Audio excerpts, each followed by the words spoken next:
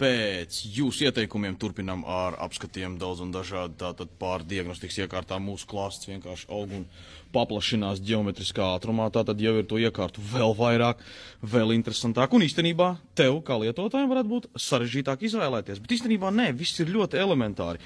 Kā jau standartā iet vieglu auto, šāds te lounge, kas mums ir salikts pēc opcijām. Tieši tas, kas tev ir vajadzīgs, teiksim, starter pack.